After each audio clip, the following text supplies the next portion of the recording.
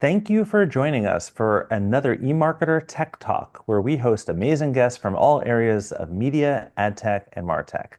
I'm Jeremy Goldman, Senior Director of Client Briefings at eMarketer, and today we will be learning the critical role of data science and technology in crafting hyper-personalized experiences, from the activation of contextually targeted media to improve loyalty and increase customer lifetime value. I am joined now by my special guest from Intent HQ, Jonathan Woolf, Chief Revenue Officer. Hey, Jonathan.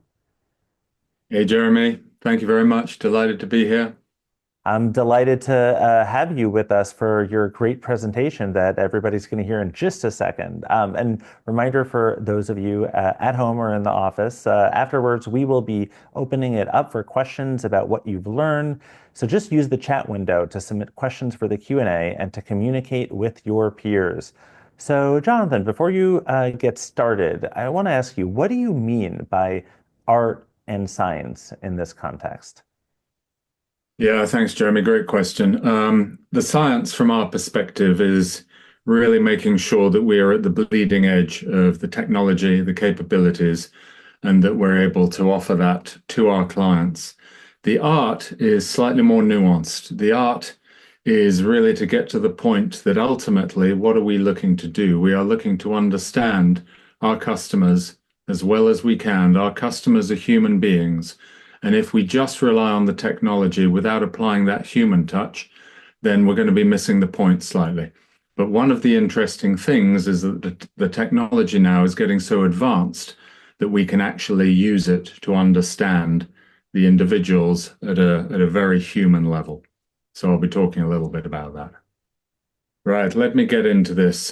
Just by way of introduction, as Jeremy said, my name is Jonathan Woolf. I'm the Chief Revenue Officer for Intent HQ. For the previous 10 years, I was a customer of Intent HQ. So I was at the telecoms giant Telefonica, both operating at a group level across Telefonica Digital. And then for the last 8 years within Telefonica UK, who are probably better known to many as O2, where I ran the personalization program, all of the customer engagement activities. We brought the very latest technologies in, including Intent HQ, to really drive personalization, which gave us a number of benefits. But the question is, I suppose, for many of you, what do we mean by hyper-personalization? So I've planted a few little seed thoughts here. This is not an exhaustive list by any means, but the sorts of things that we do to make that engagement have a much better chance of landing in all senses. So for instance, what type of content does the customer prefer? What tone of voice should I use with the customer? Which format works best for the customer, whether we're planting an advertisement or whether it's a personalized message to the customer? When, of course, is the best time to engage with the customer? And one of the things I'm going to talk to you about today is how we are leveraging something called Edge AI to really understand and help our customers understand what the customer is doing the rest of the time when they're not engaged with their particular brand. One of the key points for us is really to be thinking about relevance.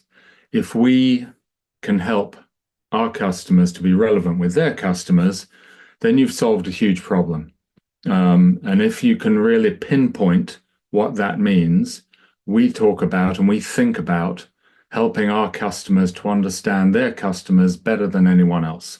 As a result of that, you, of course, improve the customer experience, but you drive up the commercial uplift in an intelligent way, and you save a huge amount of costs. And we're going to be talking about how we leverage the Edge AI capability, but also something called causal AI under the hood as well, to make sure we're able to focus right in on the sweet spots that can generate the best possible return for the customer.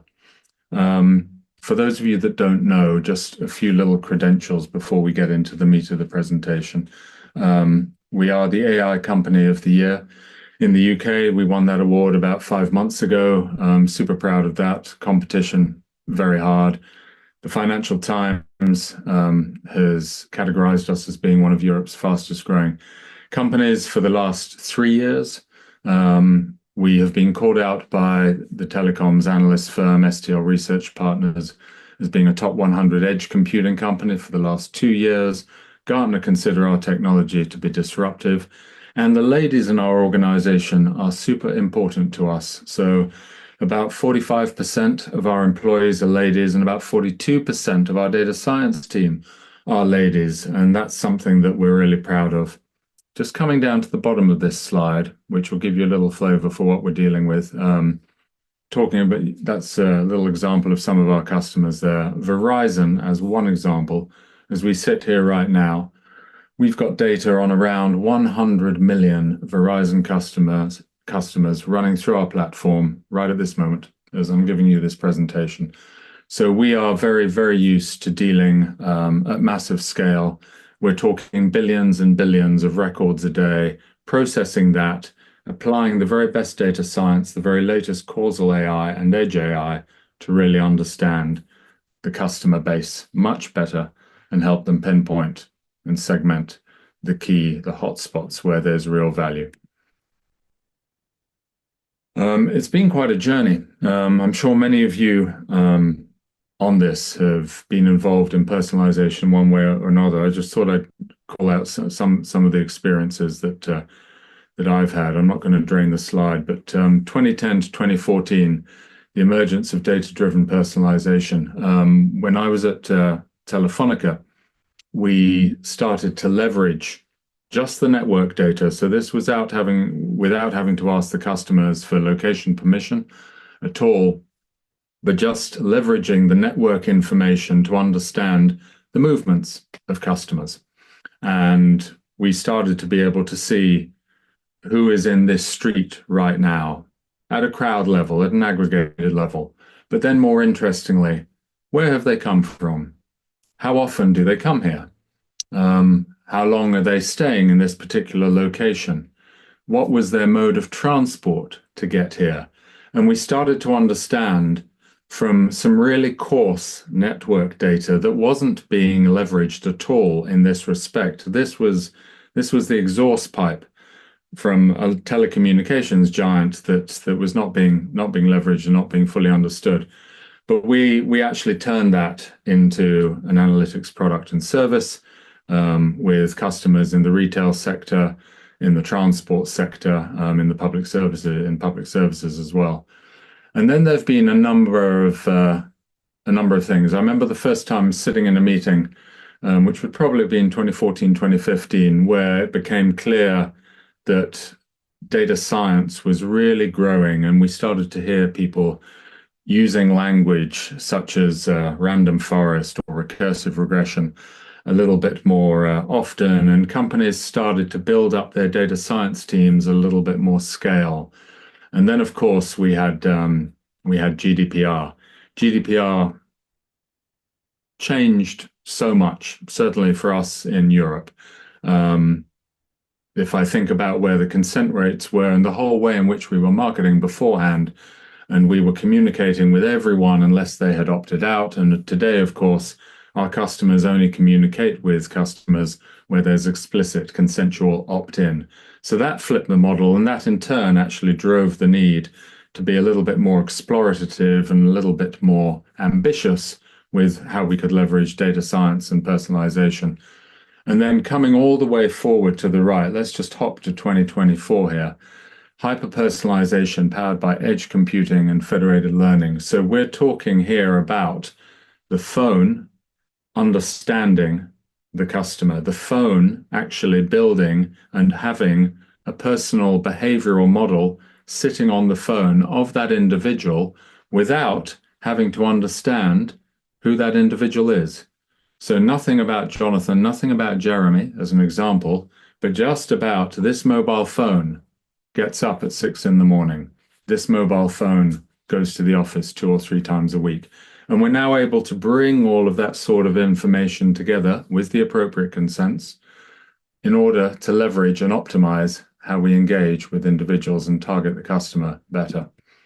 So yeah, let's talk a little bit about causal AI, which is one of the key technologies in this food chain. Here are some questions that we, in my former life at Telefonica, we were fascinated with. We couldn't answer these questions, even 5 or 6 years ago, effectively. So, can you tell me who's most likely to upgrade their subscription, but only if I market to them at the right time, in the right way, and with the right tone of voice? Now, if you can't answer that question, you, of course, are going to be marketing to way more people than you need to market to. You're probably not going to be marketing to them through the right channel. You're probably not going to be sending the right message. You're probably not going to be using the right flavor, the right tone of voice, the right imagery to engage to them. Or how about, can you tell me who's going to upgrade anyhow, whether we market to them or not? So if you've got customers, naturally, they're just always going to upgrade. Some might upgrade the second the latest phone is launched. Some might upgrade 6 or 9 months later. They're not too bothered about having the very latest product at the moment of launch. But wow, if you know that that's going to be the pattern, then you can really be far more focused. Maybe market to them way less, maybe not market to them at all, because they're just going to carry on moving up the food chain. Yeah, no, maybe, and I'm glad that you have this slide, by the way, here, just because I was going to quickly interject, causal AI, very interesting. And of course, it's about identifying and understanding cause and effect relationships and data, but if you can talk a little bit more about how it can really help companies focus on the right audiences, that'd be great. Yeah, absolutely. Thanks, Jeremy. So in this example, and we're doing this with a couple of our large customers right now, and the results are absolutely fantastic. So if we just look at these four boxes here, and we've got the customers. I'll use the arrow. We've got customers who, if I market to them, it's wasted. Why is that wasted? Well, they're going to buy anyhow. And this might be from an e-commerce site, this might be a financial services product, this might be a new phone, whatever it is. This is not sector specific, but you've got your segment of customers who are going to buy something anyhow. So actually, your marketing effort to them is wasted. You've got customers who really do not want to be disturbed, and actually, if you market to them one more time, they might swipe left and they might opt out. And then you've lost a further chunk of your marketable base, which of course is a huge issue. You've got customers who, yeah, we categorize as a lost cause. Now that definition could be quite wide, but that might be customers who are just never going to respond. They could be non-responders. They could be customers who you're never going to get up the value chain. But what about this little segment here in the top right? The persuadables. Now, the persuadables. How's about if I can identify who is the group of people who will upgrade or take another product or take another service, but only if I engage with them in the right way, at the right time, through the right channel, and with the right tone of voice. And of course, talking to them about the right product, service, whatever it may be at that moment. So where we do that, we allow our customers to massively reduce their marketing whilst increasing their revenues and their profitability as well. And so we use the causal AI capability to find a much simpler way, to give our customers a much simpler way to answer the hard questions. So, and there's some examples here. Who is most likely to pivot to a non-churner if we contact them? What offer or channel is most likely to make them pivot? What would have happened if we targeted fewer people? What changes to imagery or message copy have an impact? Of the 20 creatives we've prepared, which one's most likely to resonate with the customer? And then we can start to have some real fun, and we can start using the latest state-of-the-art capability to predict the take rate for any engagement activity across any product with any customers. And we can say, right, okay, I want a really focused segment of customers that's going to give me a really positive, a really high, above average take rate? Or actually, if I wanted to fan that out and I was prepared to accept a lower conversion rate, what might that look like? What might my returns look like? What might the profitability look like? And to be able to play with this highly accurately before you actually fire the campaigns, before you fire the customer engagement. So this is a very different world. The data science and the AI now has got to a place where we are able to predict the likelihood of success rate far more accurately, where we're actually able to say, for this particular commercial objective, can you give me the best audience? Can you let me play with that a little bit? Can you let me sort of decide myself, or actually, I'll just let the AI choose and and give me the results that I'm looking for. So getting a little bit more into it, I mentioned earlier the Edge AI and talking about putting the AI on the phone. There's a whole number of benefits to this. The phone, of course, as you will all be aware, the phone is very much our lives today. So we use the phone for everything. We get up with it, we go to work with it, we come home with it. It understands our habits.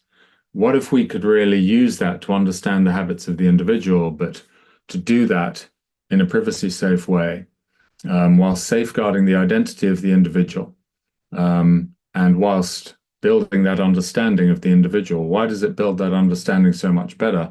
Whether you're engaged with a bank, whether you're engaged with an e-commerce retailer, whether you're engaged with a mobile telecoms company, your engagement with them is only for a certain amount of time. You're engaging with the brand.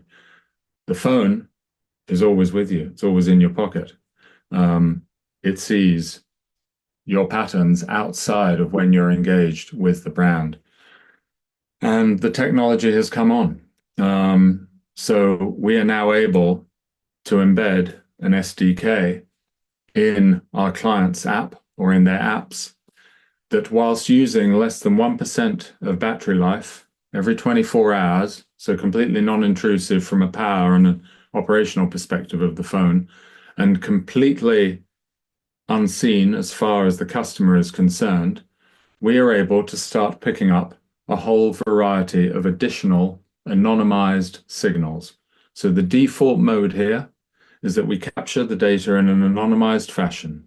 So as I said earlier, nothing about myself, nothing about Jeremy, nothing about any of you who are kindly listening right now, but just about this phone is getting up on a Tuesday at 6:30 and going to work. This phone on a Thursday stays at home and goes for a run first thing. And we start to see and understand the patterns and the cycles of behavior. Mode one, the default mode, we keep this entirely anonymized. We keep it all on the phone, and none of that data, no personally identifiable information ever comes back. Mode two of operation, we enable our customers to join it up. And so any view that they have on their customers currently, we allow them to increment that. And that customer 360 that the customer has all of a sudden becomes a much more real world customer 360 as a result of what we're able to see. Some of these additional signals transform the predictive capability. Now, this is just one example. You guys will be either yourselves or working with teams in your company, in your companies, who run a whole bunch of very sophisticated models, whether they're predictive, whether they're adaptive, whether they're prescriptive, whatever they may be.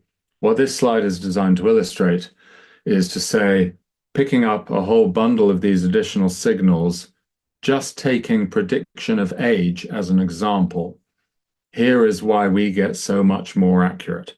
Believe it or not, we have started to see very hard data proving the correlation of some of these data points with age. So the difference between myself and a Gen Z, for instance, with how often they switch their screen on and off, with their font size. We were just talking about before this show about the fact that I'm now wearing glasses for the last 3 years. Font size for the youth of today, very different from middle-aged people. A fascinating one that might surprise you or it might not surprise you, but the install and uninstall rate. So middle-aged people, they download apps, they install them at pretty much the same rate. The difference is if they're not using the app and the app just goes into a dormant state, middle-aged people tend not to uninstall them. There is a correlation between that, whereas the 20-somethings, the Gen Zs, they download the app, and if they're not using it, they delete it straight away. Very different behaviors that we see. The usage at day and night time, the screen brightness, car type and usage, steps per day and movements, all of these additional data points, and this is just a sample. We have hundreds of additional data points, all enable us to zone right in on a far more accurate age prediction as a result of that. And where we go from the sorts of things that we see with our customers, we thought that we were targeting in this instance, based on previous data, someone who was 40 to 50 years old, lived in a certain location down in the south of England, their average spend was a certain amount, the sort of food and the sort of fashion they liked was Asian, and how long had they been with us, and how long since they last used the phone. That becomes a much, much richer profile. So we start to understand what are their interests, what brand affinities do they have, what behavioral tribes do they fall into, and what sample AI models are we able to leverage in order to be able to drive far more accurate and responsive engagement for the customer.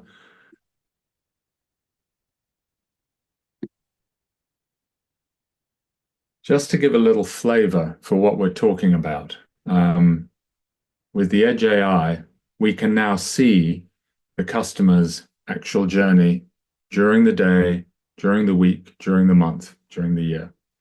But the AI on the phone, one of the patents that we have, allows us to optimize the moment of engagement, allows the AI on the phone to choose when is the optimal moment of engagement. Now, that optimal moment could be when I pull the phone out of my pocket and I go to take a call, or I pull the phone out of my pocket to open up an app, but I'm using the phone. At that moment in time, the phone says, oh, okay, Jonathan's now using the phone. I will trigger that message now. That happens instantly. And that happens because the AI on the phone is able to see, all right, now is a good moment. But it's also able to see the sort of daily journey that we've got illustrated on the screen here and say, okay, do I contact them when they're on the train, perhaps? Or do I not contact them when they're in the office? Or do I contact them perhaps when they're back home in the evening watching TV, but they've pulled the phone out of the pocket? We can let the AI on the phone choose that optimal moment. And where we do that, and we'll talk a little bit more about that in a second, we see some fantastic uplift with our clients purely as a result of the AI being able to choose that optimal moment to engage, which it has learnt as a result of the phone's behavior. In terms of how all of this fits in, and some of you might have seen diagrams that are similar to this sort of flavor. The Intent HQ capability, our core capability, sits very much in the middle, where we have a set of proprietary and patented technologies. But what we also have sitting here is the AI on the phone, in our case, the Edge AI that I've just been talking about. We take all of those signals in to our world in Intent HQ. Our customers do not have to change their existing marketing or advertising or sales and service setup. You can think of this as being a real catalyst, a fuel injection system to enhance the quality, the accuracy of the audiences massively. So the customers that we work with, they don't change their campaign management systems, they don't change their CDP, whatever platform they're using to actually activate to the customer. But all of a sudden, they're getting far more pinpoint audiences that are producing far higher conversion for them. Now, it wouldn't be appropriate to go through this sort of presentation without talking a little bit about something that's right at the heart of what we do. and has to be at the heart of what we do. Um, Privacy, I touched on GDPR right at the top of the presentation, and GDPR is not alone. There's plenty of other legislation that's come through. But one thing that we've seen, and we are engaged with customers all over the world, we see very similar fundamentals to much of what was written about in GDPR. And so for that reason, we have to make sure that our customers are able to process the data completely safely and securely. So we apply a number of techniques, privacy enhancing capabilities, to make sure that we can totally mitigate the chances of any re-identification of the individual. Now, at no point in our world do we have any PII in any of our systems. We are processing vectorized representations of the customer throughout, but we also apply a number of techniques, and we don't apply any of these techniques in isolation. We apply the layering techniques. So we might use, for instance, temporal and spatial aggregation as well as noise injection, the addition of random noise, which we're able to do to the source data without the reduction of the quality of signal at all. We might use differentially private representations as well. And of course, edge computing itself, which for the customers that we have that are using edge computing, there is nothing on from a personal information perspective on the device whatsoever. If I can jump in, I love that you're talking about privacy. I think one of the most important things probably to your clients and prospects in your conversations. But I think probably another one of the really big ones is customer engagement and conversion rates, right? So maybe you can share some examples about, okay, read my mind. Great. Thank you very much. Perfect segue, Jeremy. Yeah, so where does all this get us to? Well, it gets we're all in a super competitive world, whichever company you're working for, I'm sure is having to compete and having to be really smart about their engagement. The results that you see here, this is with one of India's largest financial services conglomerates. I referenced this slightly earlier in the presentation.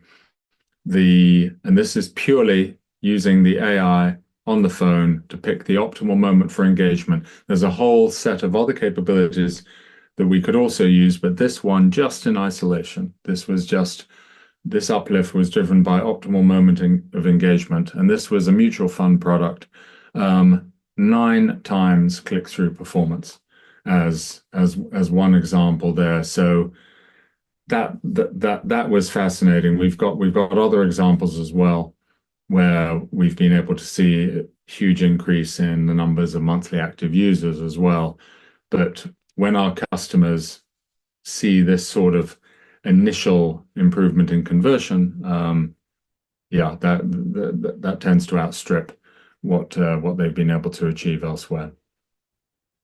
So maybe one other question I was very curious about here as I'm looking at this is just how can an AI model align with or just influence brand's messaging and just make sure that personalization is done in a meaningful way, right? I think that's probably a question that you get asked often. Yeah, no, absolutely. We know one of the things we often do with our clients, we allow them to fulfill the commercial targets by really understanding their customer base so much better and segmenting that with the benefit of all of these additional data points and these additional insights that we're able to provide at a human level. So therefore, yeah, consider if we wanted to sell an Apple Watch or if we wanted to upgrade a customer, how we might want to. And it's almost common sense when you think about it, but we've not had the technology to be able to do it. If I'm into active sports and I'm running 3, 4, 5 times a week and I'm out on my mountain bike at weekends and we are able to identify with our customers, okay, It's a telecoms customer, let's say. We want to sell, identify the audiences who we can sell an Apple Watch to. Let us engage with those individuals contextually. So that means not just the right message at the right time through the optimal channel, but how can we optimize the imagery? How can we optimize the text so that it is most likely to resonate with the customer? Equally, if we had a customer who is into high-end fashion, we might position not just a very different product, but we might position that message on that very different product in a very different way, with imagery that is going to resonate, with scripting that is going to resonate as well.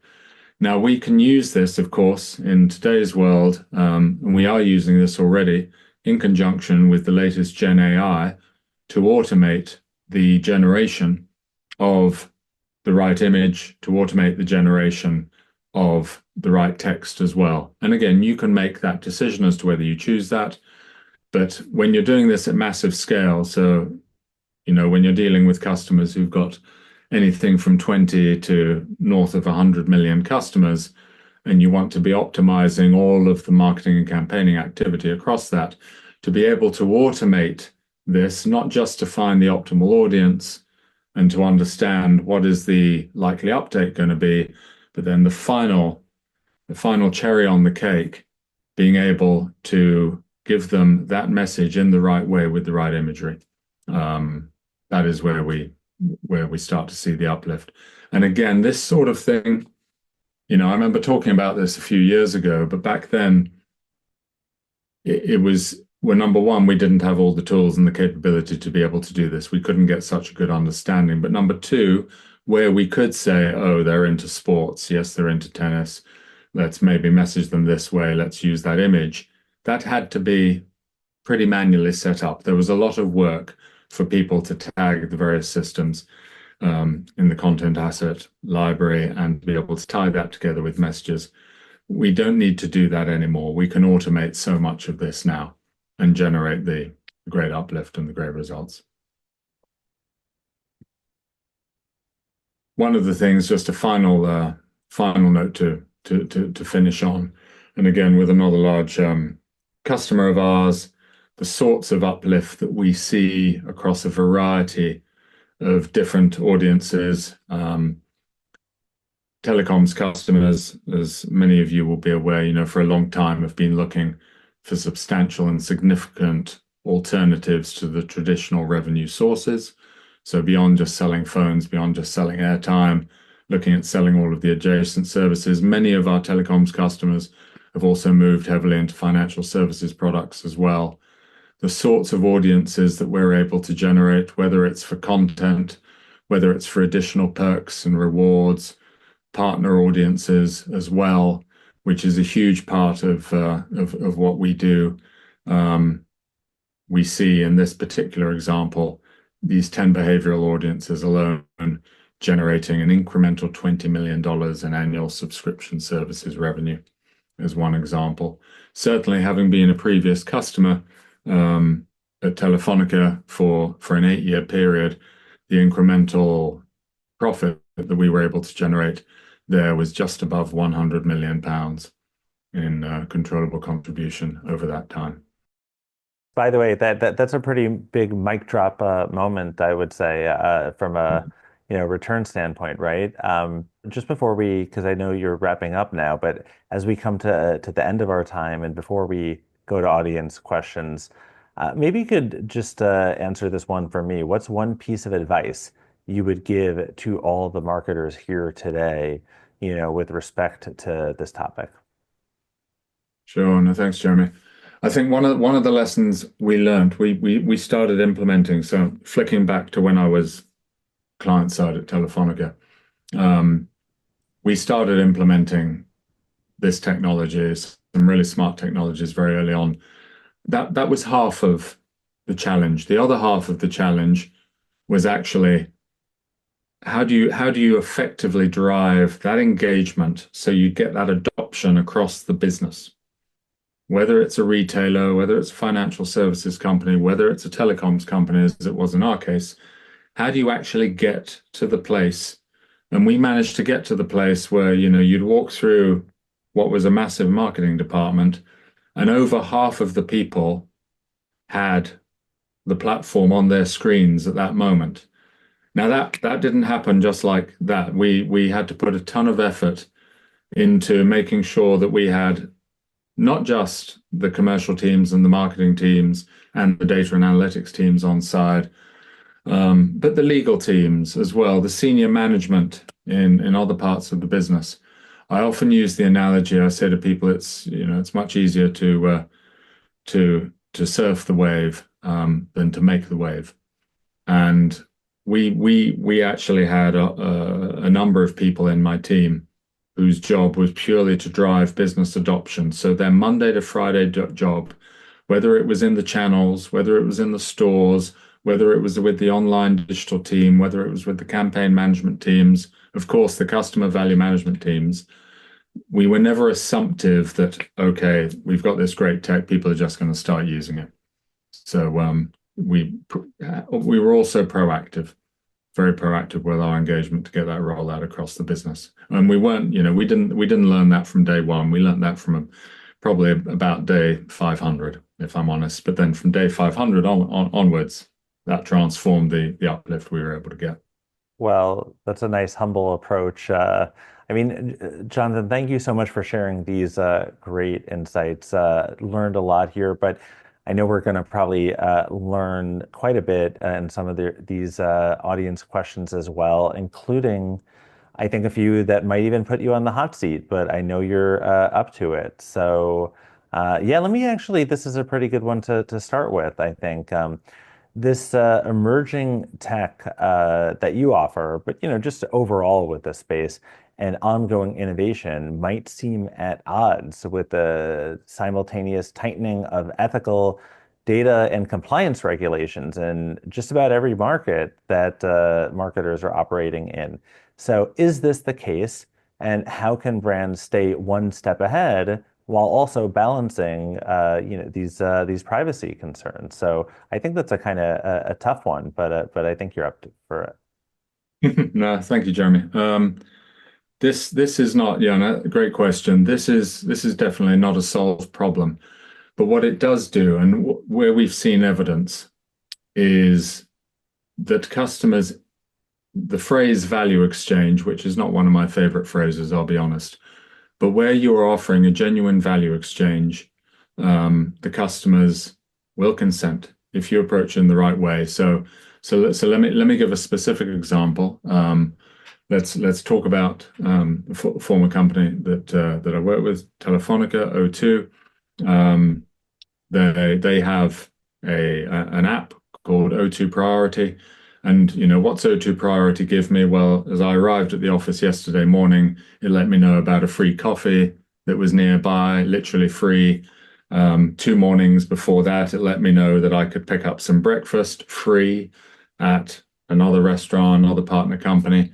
Um, in order to pick up these free offers, O2, of course, um, the marketing team, they pay a certain amount of money annually for these offers to be made available. But from a customer perspective, this is free stuff. And we ran a load of focus groups, and the customers will opt in and consent because it's actual hard free stuff. Now, this comes out of an annual marketing budget, and it's big money, but it's not big money relative to the size of the annual P&L. It's actually a pretty small amount. So if you can construct the engagement, and it might be early access to Taylor Swift concerts, it might be free coffees, free bacon rolls, whatever it is, but not just offering the customers a chance to enter some sort of prize draw, but actually giving them something free that you're paying for out of your marketing budget as a business. You can really make great strides into protecting your consent rates. So yeah, that's been my lesson is actually, offer something, give some value back in exchange to the customer. Yeah, I think that it makes sense, and that's something that we're seeing as well with all of the data that we're collecting on this very topic. I think we actually had another question, which is thinking about the implications, let's say, for various industries. How can you, based off of your experience working with clients, is the approach that you've gone to market with, does it extend to work better naturally with some industries versus others? I'm thinking, I don't know, retail or CPG versus some of the examples that you put up there. Yeah, I know. So retail, we're working with a couple of very large retailers right now. Fundamentally, the same principles apply.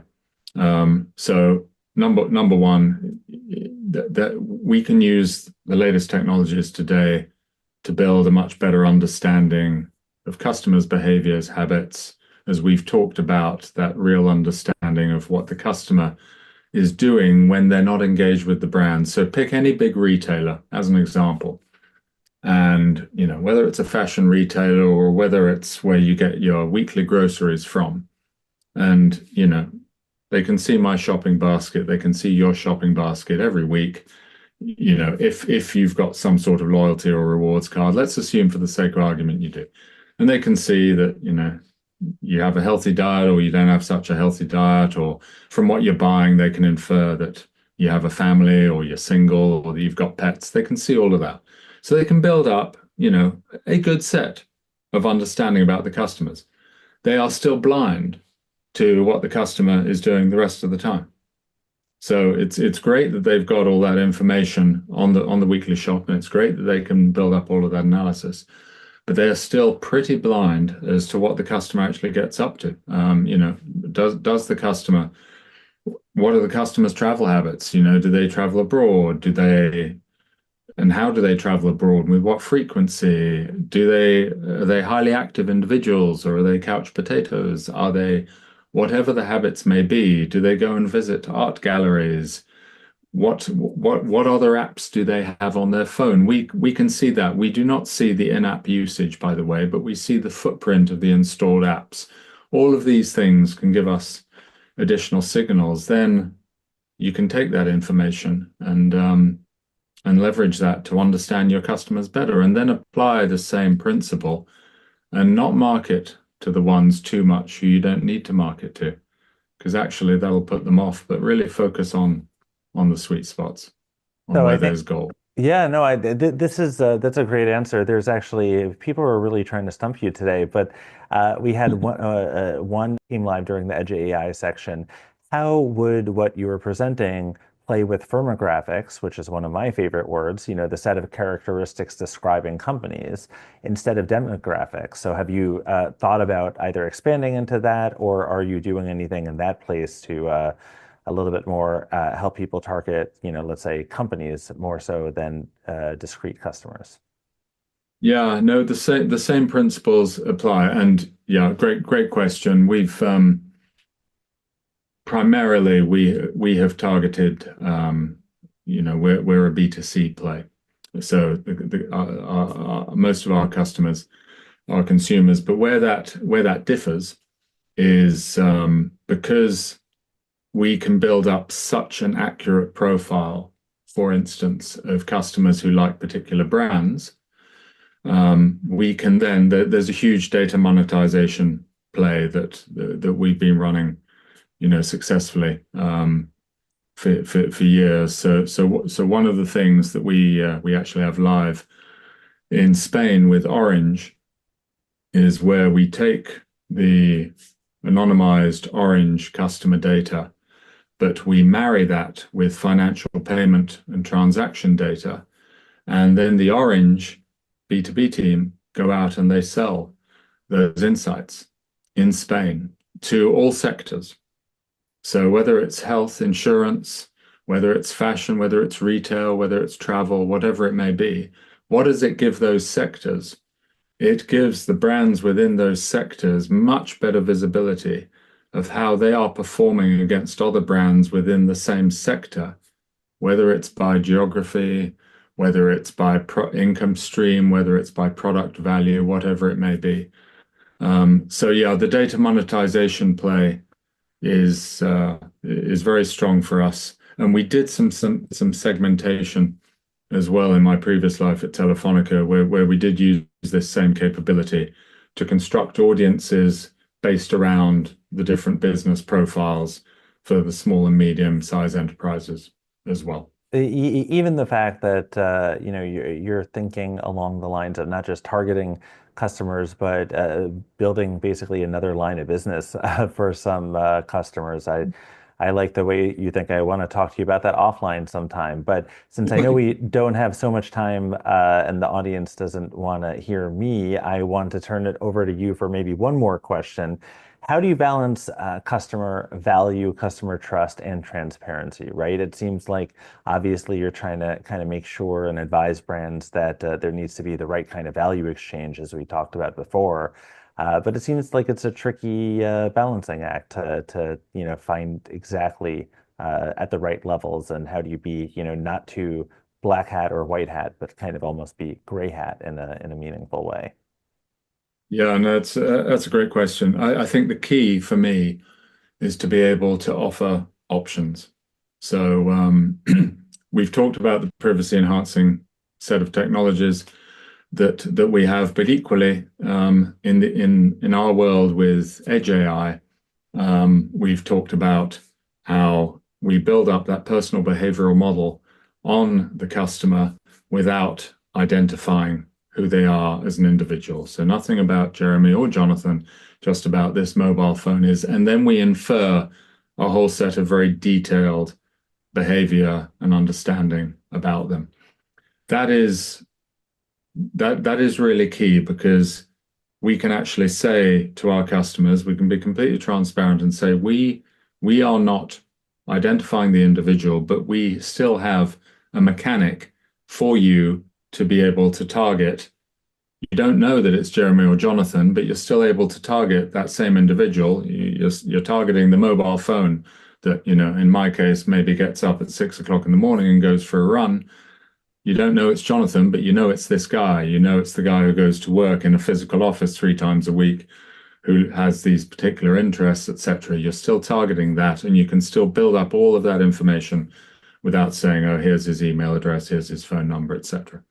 Or if they don't want to do it that way, we can bring all of that data together.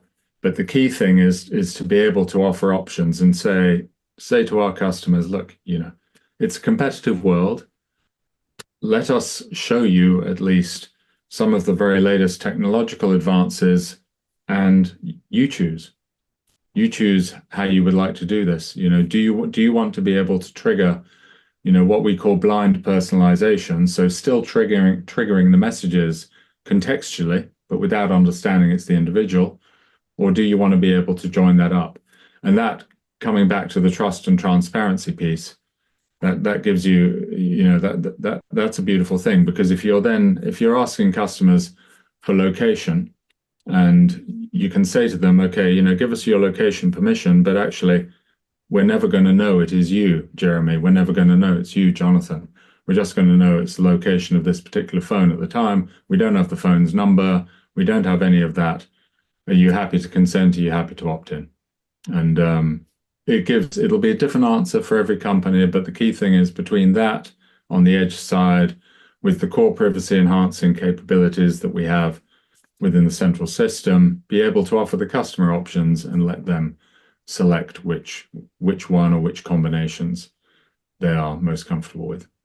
Well, so I know we covered a lot of ground, Jonathan. So first off, I just want to thank you again for this great content and answering all the questions from our audience. We really appreciate it. Great. No, thank you very much. Thank you very much for the opportunity. It's been a And pleasure. oh yeah, no, sorry to cut you off. I just want to make sure that we get our audience, to hear some really important announcements and things that we've got going on. If you like this webinar, and I want to tell you about some of our other great things going on eMarketer's media channels. You can just visit emarketer.com to register for upcoming live analyst and tech talk webinars and sign up for our newsletters. And don't forget to tune in to Behind the Numbers, eMarketer's daily podcast. which you can find anywhere you listen to podcasts. And keep an eye on your email for the link to today's playback. And of course, feel free to contact us if you have any other questions. We'll see you soon.